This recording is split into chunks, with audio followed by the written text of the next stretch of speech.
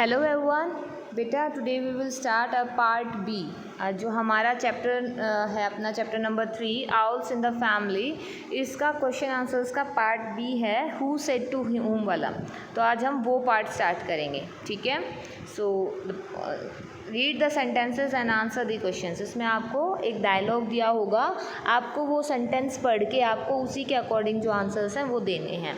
जैसे first question आपको दिया गया बेटा कि obviously she put no great trust in me as a foster parent, कि क्या कह रहे हैं कि हाँ बिल्कुल सही बात है कि वो मुझ में बिल्कुल भरोसा नहीं कर रही थी as a foster parent.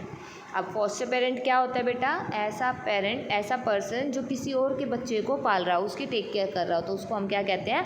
Foster parent. तो बेटा जब हमने चैप्टर रीड किया था तो मैंने आपको बताया था ना कि जो नरेटर है वो क्या करता है, आउल्स को संभालना स्टार्ट कर देता है, ठीक है। अब जो आउल की मदर होती है, आउलेट्स होते हैं, उनके मदर होती है, वो क्या करते हैं, इवनिंग में एक माउस छोड़ के जाती है अपने बच्चों के लिए।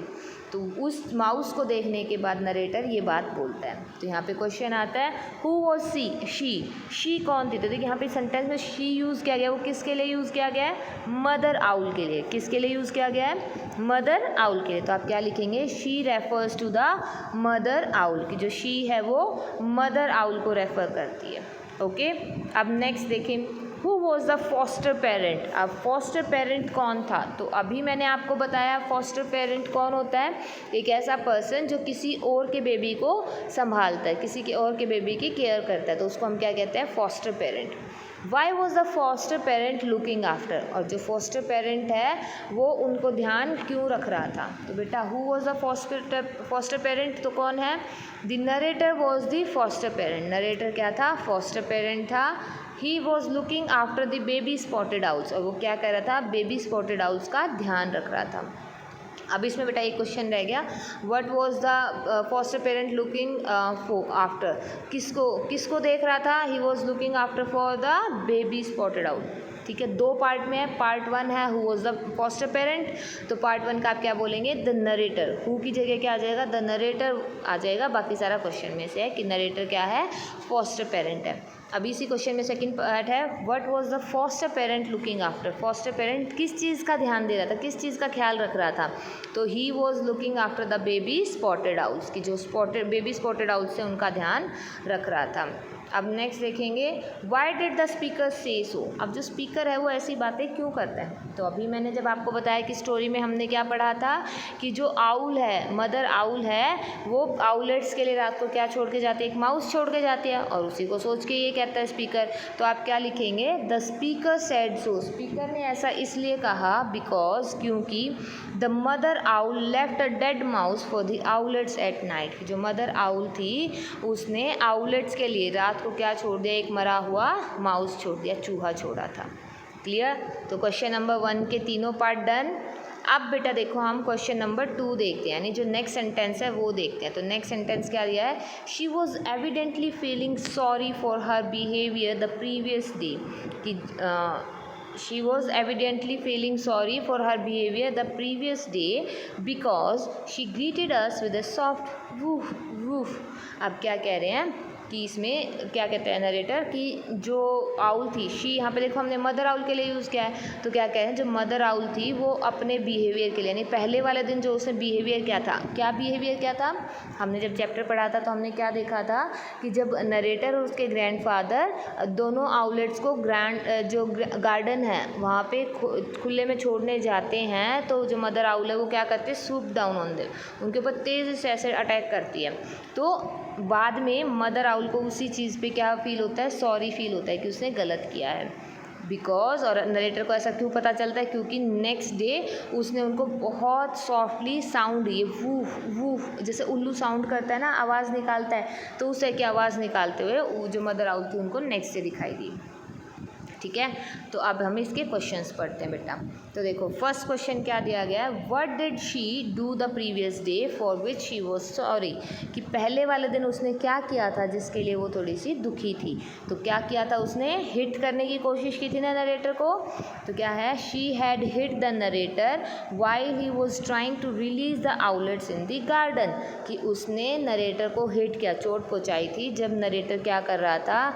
आउलेट्स को गार्डन में छोड़ने की की कोशिश कर रहा था, ट्राई कर रहा था, मतलब वो आउटलेट्स को छोड़ रहा था।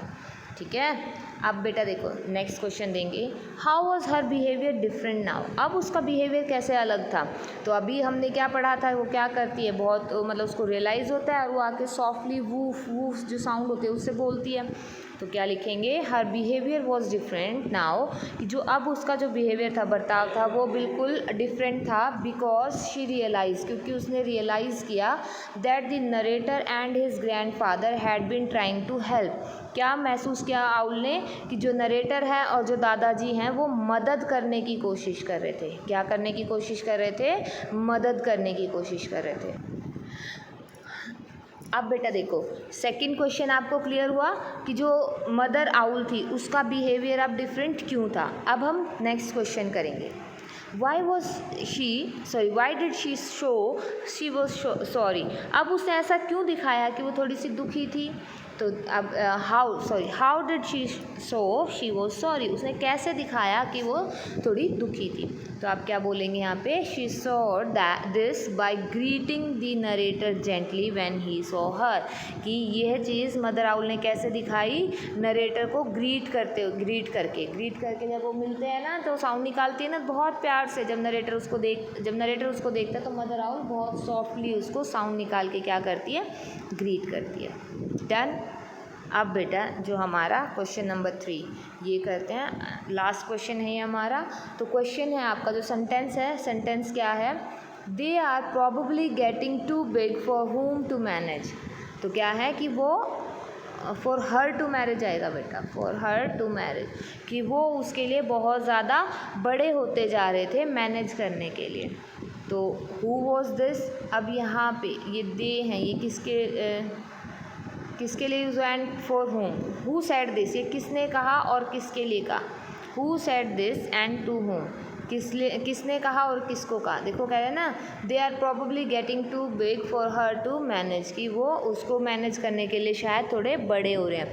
तो बेटा देखो जब नेक्स्ट डे स्टोरी में हमने क्या पढ़ा था, जब नेक्स्ट डे मदर आउल और जो आउलेट्स हैं वो उनको दिखाई देते हैं और नरेटर को ये लगता है कि वो थोड़े से सॉरी फील कर रहे हैं, वो क्योंकि वो बहुत सॉफ्टली उसको विश करती है, ग्रीट करती है आउल।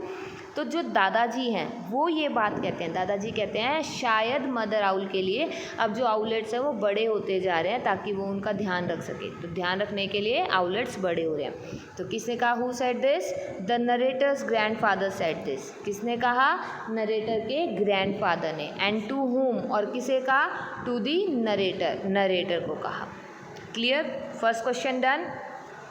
अब क्वेश्चन नंबर 2 देखेंगे बेटा इसका, who were getting big for home to manage. अब पूछ रहे हैं कि कौन बड़ा होता जा रहा था और किसके लिए बड़ा हो रहा था मैनेज करने के लिए। तो बड़े कौन हो रहे थे, आउलेट्स हो रहे थे, और मैनेज करना किसके लिए मुश्किल होता जा रहा था, मदर आउल के लिए। तो आप क्या लिखेंगे, the owlets were getting big for the mother owl to manage, कि जो आउलेट्स हैं वो मदर आउल के लिए बड़े होते जा रहे थे मैनेज करने के लिए, कि मदर आउल को संभालने के लिए थोड़ी सी अब दिक्कत होने लगी क्योंकि आउलेट्स बड़े हो रहे थे। क्लियर। अब लास्ट क्वेश्चन है बेटा इसका, लास्ट क्वेश्चन देखेंगे, वाई डिड द स्पीकर से दिस। आज स्पीकर ने ऐसा क्यों कहा, मतलब जब दादाजी ने ये बात बोली कि शायद आउलेट्स मदर आउल के लिए बड़े हैं ध्यान रखने के लिए, तो ऐसा क्यों कहा स्पीकर ने। तो क्या कहेंगे, because the mother owl wanted the narrator and his family to keep an eye on the owlets for her, क्योंकि जो मदर आउल है वो क्या चाहती थी कि जो नरेटर हैं और जो उसकी फैमिली है वो आउलेट्स का ध्यान रखें। क्लियर। तो यहाँ तक बेटा अपना जो हु सेड टू हुम वाला जो पार्ट है पार्ट बी वो डन होता है। आई होप आपको समझ में आया हो और इस वीडियो को आप अच्छे से देखें ताकि आपके सारे डाउट्स क्लियर हो जाएं। ओके बेटा, thank you and have a nice day.